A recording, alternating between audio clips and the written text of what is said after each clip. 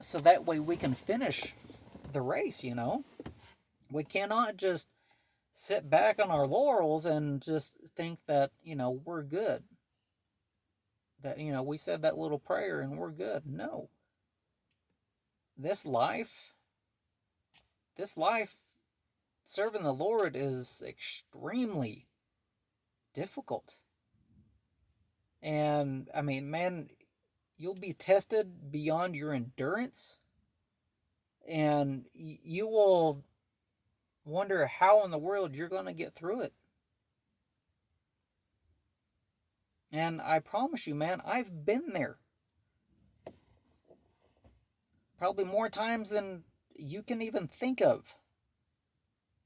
And, you know, through all that, I've gotten stronger. I lean on the Lord because guess what? I know that I'm not going to be able to do it. There's no way. And it seems that, there's people that have a Walmart brand of knowledge. It's just right there. Here you go. Here, take this. Okay, now you're good. Just study what I gave you, and you'll be fine. Here's your clothes that I just grabbed off the rack. They fit anyone. And here, just go through your life with these clothes, and don't worry about anything new. Don't worry about that. It's wrong. Completely wrong. You have to work for what you got. If you don't, then you have nothing. Stand for something or fall for anything. You have to have beliefs to be able to stand. If you are blown around with every wind of doctrine, you are unstable, and the wind will blow you whichever way. And that's not, I'm not using the wind there as a euphemism for the Spirit of God. I'm using the wind as just anything will make you follow it. Don't do that. Do not do that at all. Because you're going to end up nowhere. You have no set path. You've never been shown how to go on this path, nor are you able to go on that path because you have no direction in your life. You don't know what you want. And that sucks. I promise you. Just to be blunt with you, it sucks. I've been there, done that, and I took pictures, and I've seen a lot in my life. I'm 40 years old, and I've seen things that 70-year-olds only wish they could. I've seen things and learned things from the Lord that people that have went to seminary school and have studied for 50, 60 years, and they're pastors of giant churches that they can never understand. And it comes with a price. It comes with an extremely heavy burden. And, me being the hard-headed person that I am, whenever Solomon was talking about, knowledge is great, but it's hard. It is really hard. Because the things that I wish I could tell you, I can't. Because what I have that the Lord shown me and told me and taught me, it's heavy.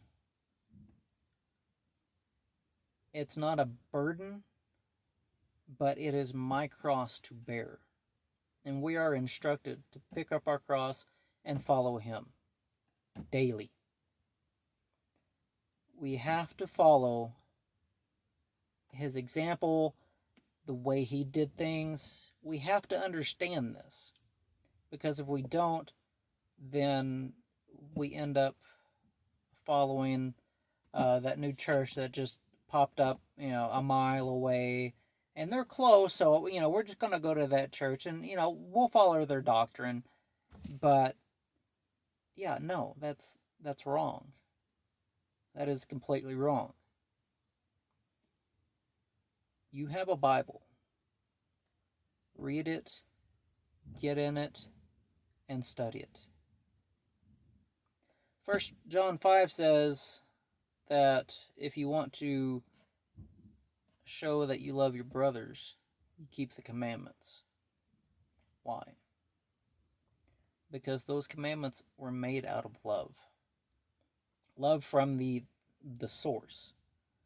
And when we keep the commandments, we show that we love our neighbor, or your brother, or your sister, or your husband, or your wife. When we keep the commandments, we not only show humankind, we show all of creation that the love that we've gotten from the Lord, we give to those around us. Now, it is not an easy thing, as I've said. This following the Lord is the toughest thing that you can ever do. If you want to show that you're Mr. Tough Guy, then follow the Lord. Do exactly as he says. Don't argue. Don't try to find ways around, something that's written down for you to know. Do exactly as he says. This world will hate you.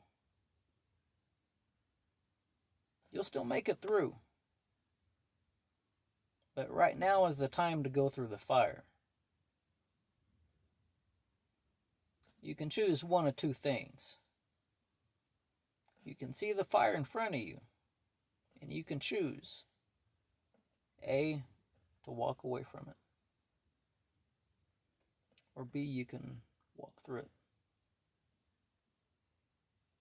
Now, one of two things is going to happen if you walk through it. You're either going to walk through it and get burned up and make it out on the other side with just yourself. Or you're going to make it through it and everything that you have, and I'm talking about your actions, your intent, you were refined by going through that fire, and you come out as gold or silver. If you come out on the other side and you come out with not even the clothing that you went in on, then you were barely saved. You just got all the dross out of you.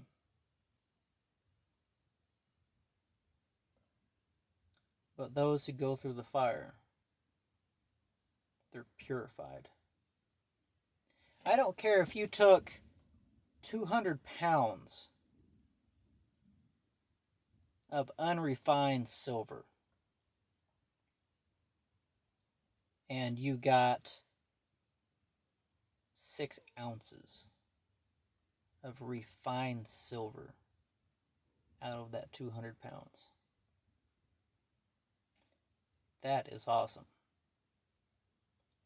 You could have 1,000 pounds of unrefined gold And after heating it, getting rid of the dross, and heating it and cooling it, heat it and cool it, and getting rid of the dross, so on and so forth, until all you're left with is 2 ounces of gold. That's amazing. You are worth something. You're worth more than you could ever imagine. And the Lord is trying to get that dross out of you. He is trying to make you a wonderful treasure. Do not let him down. Dig for the truth. Find it. Fight for it. Because the time's coming when you will need every bit of strength and faith that you can muster to make it through till he comes. And when he comes, it'll be a glorious day. It'll be a terrible day. But it will be glorious. Why? Because that means that the world as we know it will no longer be. It will be completely amazing.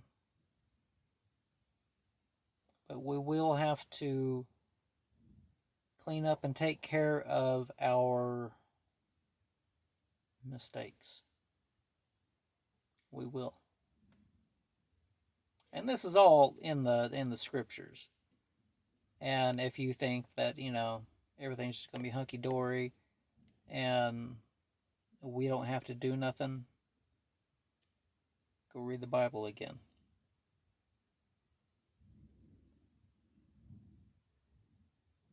Go read I'd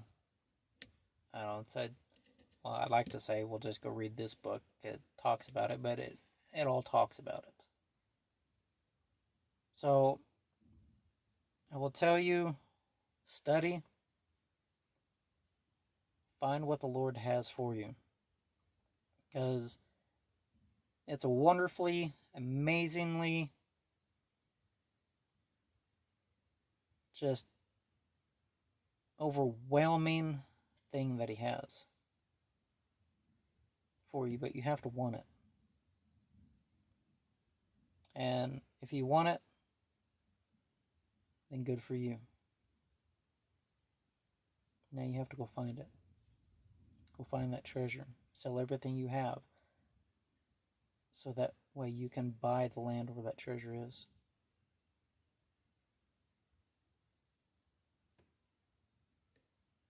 Think about it and ask yourself what it is that you're willing to lose for the Lord. Because he, and he alone, is the greatest treasure that was ever made. Shalom. I hope that you got something out of this video. I'm not even going to say, like it, share it, whatever. Because that's not how I do these videos. And I get nothing from these whatsoever. All I do is I try to get you pointed toward the truth so you can find it, follow it, and live it. If you choose otherwise, that is on your head, not mine. I am trying so hard to get the truth to you so you can understand it. So, I will say shalom, and I will hope that this video stays on my phone so that I can post it tomorrow. And if not, well, I guess I'll do it again in the morning on my way to work.